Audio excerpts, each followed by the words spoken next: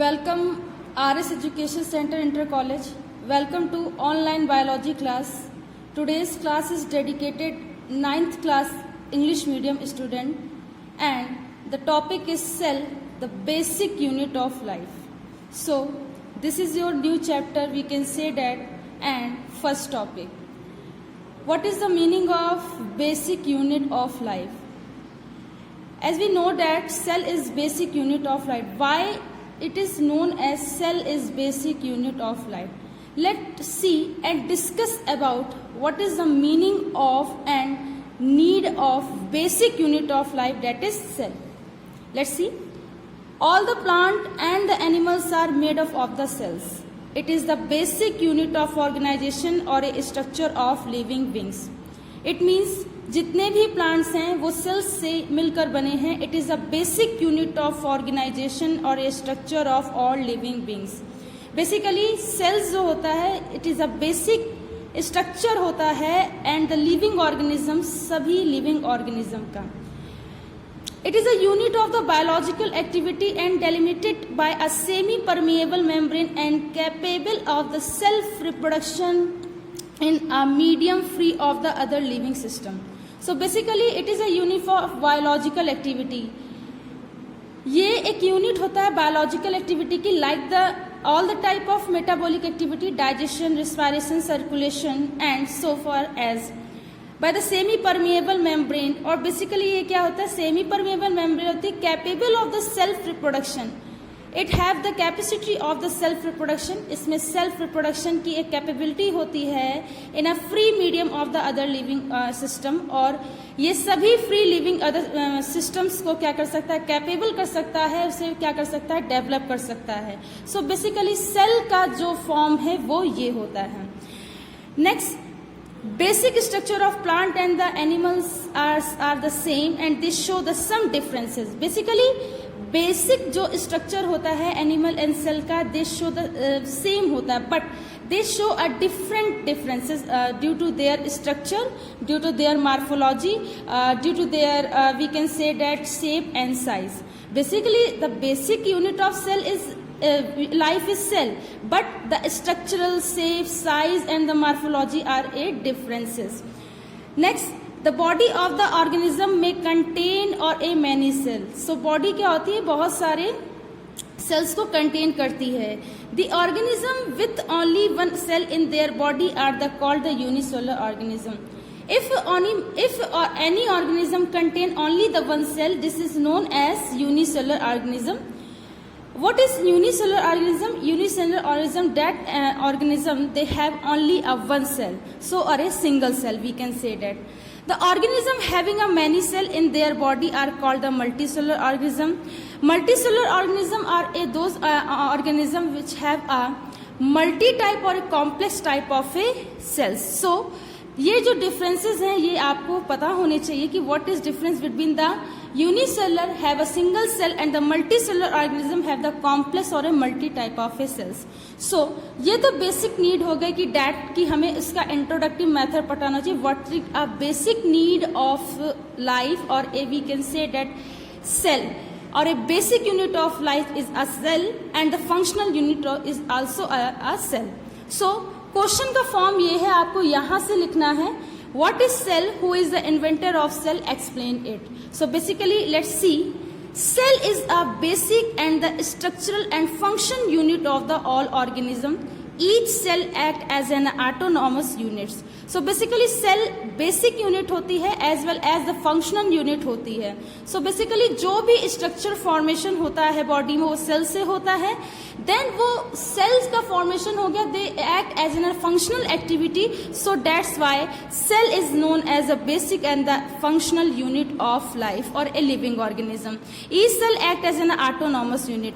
और जो ये सेल्स होती हैं प्रत्येक सेल्स क्या करेंगे, ऑटोनॉमस यूनिट की तरीके क्या करेंगी, वर्क करेंगी. Capable of carrying out of the all the fundamental biological process and capable of carrying out all the fundamental biological process. और इनमें क्या होती है कि कैपेसिटी होती है, they carry the all the biological fundamental process like a digestion ना, like all type of physiological activity, respiration, circulation etcetera. Let's all the vital activities like a growth और रेस्पिरेशन एज वेल, अभी मैंने इसे बताया, nutrition and the excretion, movement, irritability and the reproductions are perform by problem protoplasm of the cells. So basically जितनी vitals activity हैं like a growth और a respiration और a nutrition, excretion and the movement, irritability and the reproductions are perform by the protoplasm of the cells. Basically it is a base of life, we can say that protoplasm is the base of life. It is a MCQ question for the prominent for your class, so always remember that point. So reproduction में help करेगा and the growth and the nutrition and the excretion and the movement and performed by the protoplasm of the cell. Cell के protoplasm से performing होगी. Next, by the regulating its own activity, the cell maintain the necessary internal physiochemical condition. By regulating its own activity, इसकी खुद की activity से cell maintain the necessary internal physiochemical condition. और basically ये क्या करती है, इसको मेंटेन करती है फिजियोकेमिकल कंडीशंस को। Let's see, in a multicellular organism, in the case of multicellular organism, cell do not live a totally independent existence. Cell क्या होती है, कभी भी independent existence नहीं करती। They cooperate and interact with each other. वो क्या करेगी, जो मल्टी सेल होगी वो इंडिपेंडेंटली नहीं हो सकती क्योंकि उसके साथ complex type of cells interact हैं। Okay, cells are organized into a tissue or a tissue into a organ or a organ system in a multicellular organism or a we can say that a particular animal or a plant. So let's see, this flow diagram indicate the basic structure is cell and different type of a group of a cell made a tissue and different type of a group of a tissue made organ and organ different type of a organ makes organ system and different type of a organ system make a organism. So these is the development of organism and the way of cell, tissue, organ system and organism. And basically this is the flow diagram to understand the development of organism, that is the cell to tissue, tissue to organ, organ to system and organism. So ये आपको समझ में आना चाहिए. Let's see discovery of the cell. So basically ये सिर्फ आपको करना है, सेल थ्योरी के लिए अलग से क्वेश्चन मैं बनाऊंगी। सो बेसिकली आप डिस्कवरी ऑफ द सेल करके डालना, ठीक है बेटा, और मैं इसका भी पिक भी आपको भेज देती हूँ। Discovery of cell in 1665, let's see on this paragraph. In 1665 Robert Hooke examine a thin slide of the cork. Cork के सेक्शन को उन्होंने लिया था and cork is a substances which comes from the bark of the tree.